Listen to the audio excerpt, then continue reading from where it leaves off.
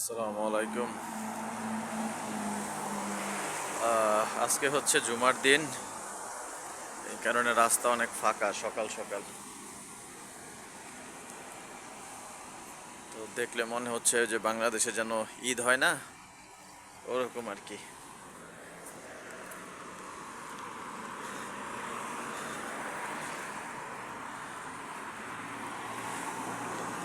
দোকানপাট সব খুলছে, কিন্তু রাস্তায় অতটা গাড়ি নাই।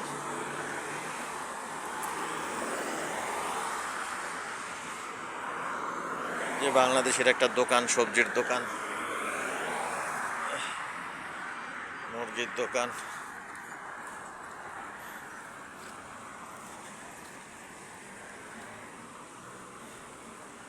এই দেশের রাস্তাগুলা মাশাআল্লাহ অনেক বড় বড় হয়, দেখতে ভালোই লাগে। নিয়ম শৃঙ্খলা অনেক ভালো, তো এই কারণে। ব্যাপার হচ্ছে, যদি আইন ব্যবস্থা অনেক কঠোর হয় তাহলে মানুষ জঙ্গলে থাইকাও নিরাপদ। এইখানে পাহাড়ের ভিতরে ভিতরে অনেক দূরে দূরে মানুষ থাকে, পাহাড়ের মধ্যে যায় বাড়ি করছে। আমাদের দেশে হইলে তো ওই যে দেখা যায়। তো আমাদের দেশে হইলে মনে হয় ডাকাতি করতো, আর মানুষ তো মাইরেই ফেলতো, সব কিছু নিয়ে যেত।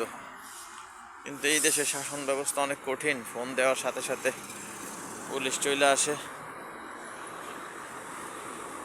এই কারণে এইখানে আর কি মানুষ নিরাপদ অনেকটাই।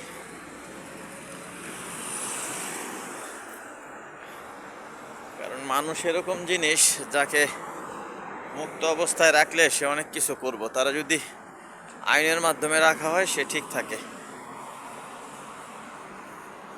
এই একটা কাপড়ের মাকসালা, মানে এটারে কি বলে, লন্ড্রি, এটাও বাংলাদেশের।